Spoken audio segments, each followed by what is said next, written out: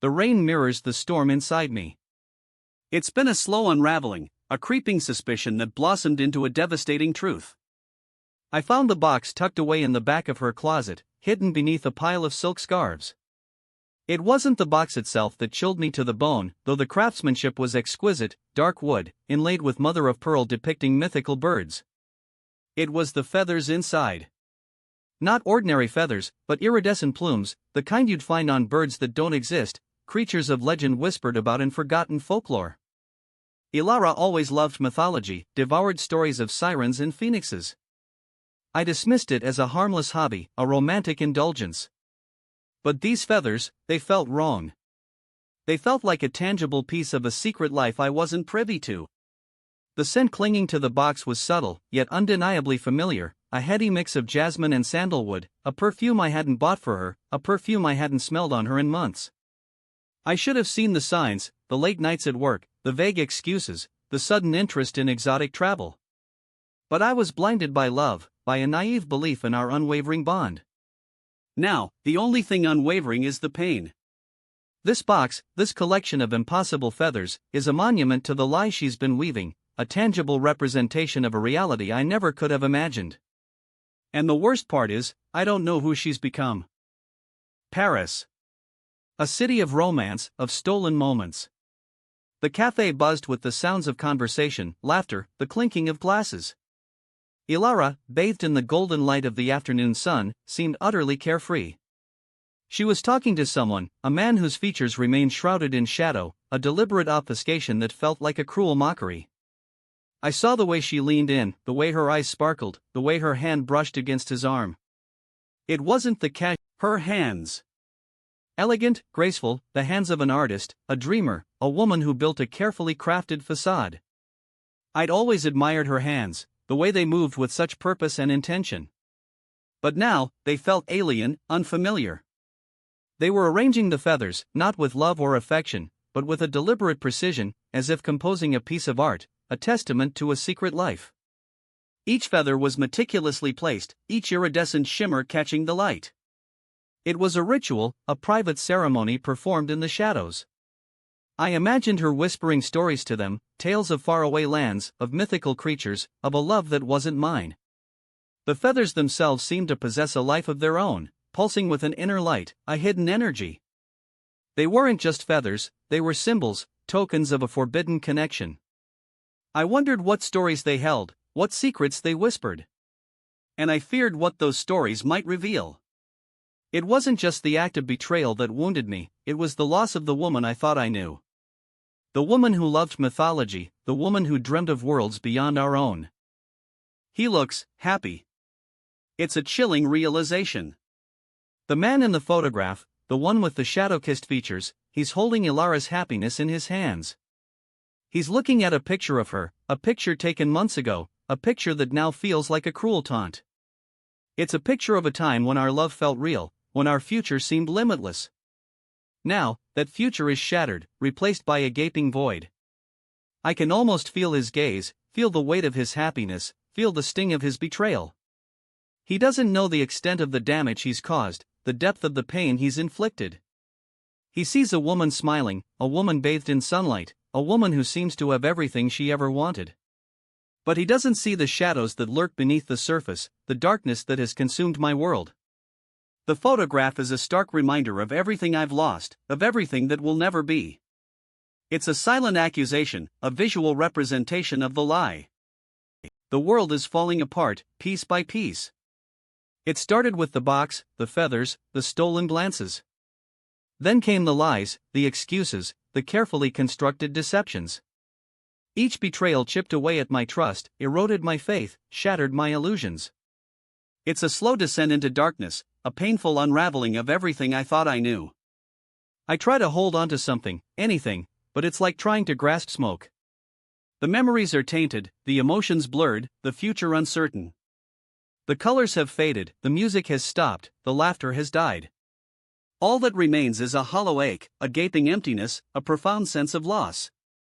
It's a descent into a personal hell, a solitary journey through grief and betrayal. And there's no escape.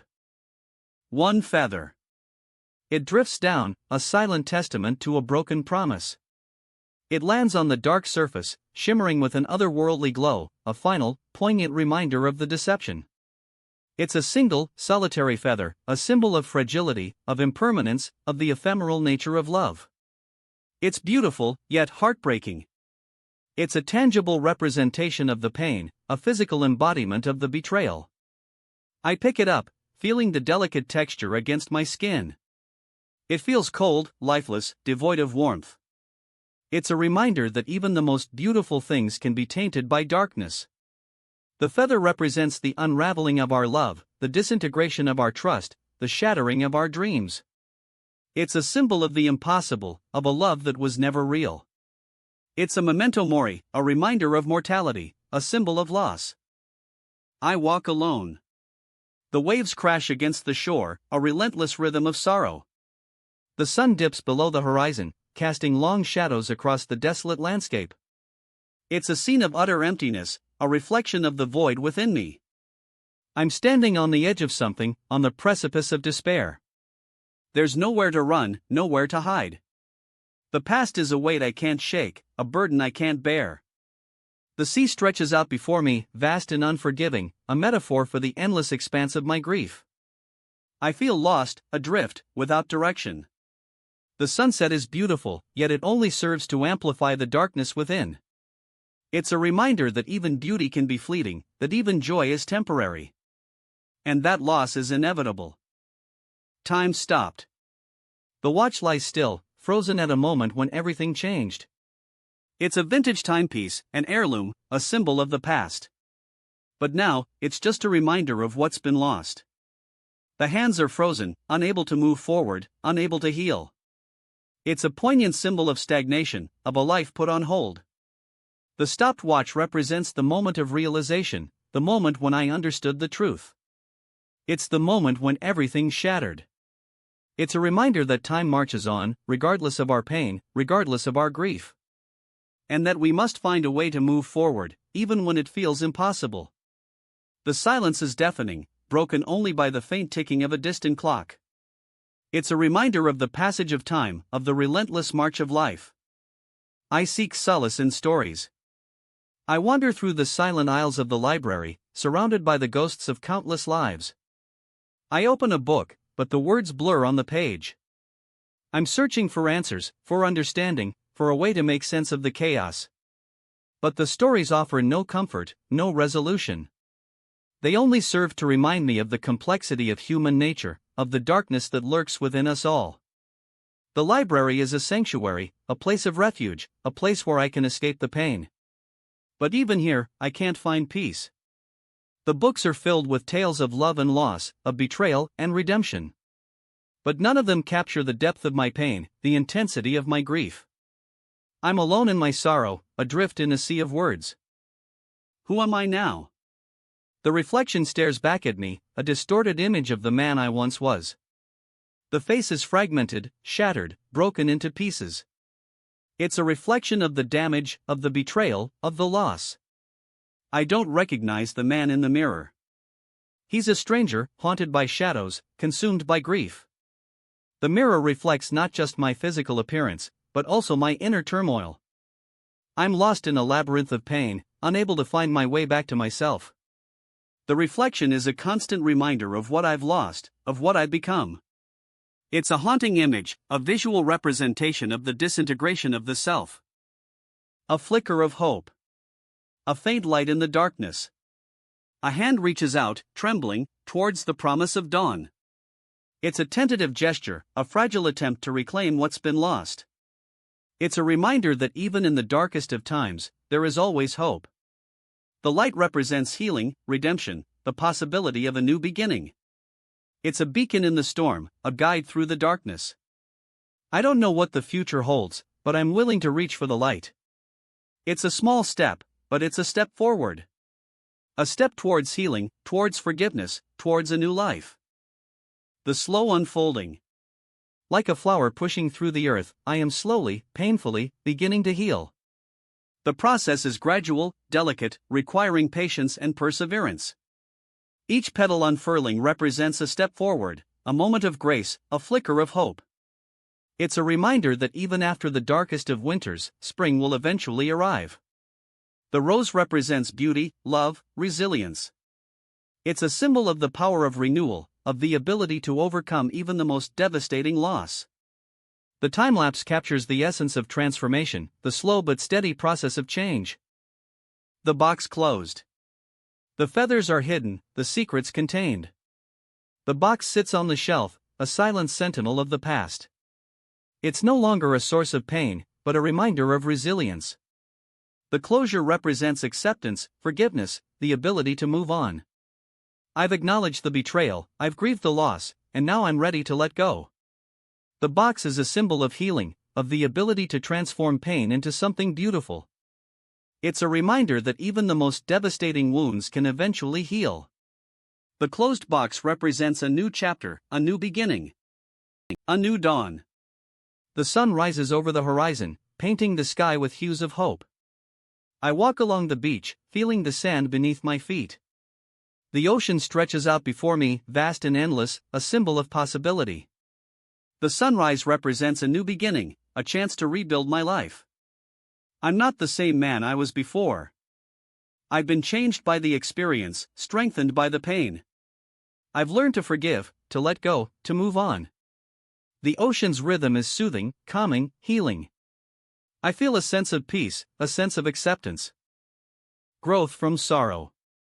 I nurture a small plant, watching as life emerges from the earth. It's a symbol of hope, of resilience, of the enduring power of nature. The act of caring for the plant is therapeutic, a way to connect with life, to find meaning in the present. It's a reminder that even after devastation, new life can flourish. The green shoots represent renewal, rebirth, the possibility of a brighter future. I'm learning to find beauty in the small things, to appreciate the simple joys of life. Rejoining the world. The city hums with energy, a symphony of life. I walk among the crowds, feeling a sense of belonging, of connection. It's a reminder that even in the midst of pain, life goes on. The city represents community, connection, the possibility of finding joy in shared experiences. I'm learning to embrace the present, to appreciate the simple pleasures of life. The faces around me are strangers, but they are all connected by the shared human experience. A flicker of peace. A faint smile plays on my lips. I see a glimmer of hope in my reflection, a hint of the man I once was, the man I am becoming.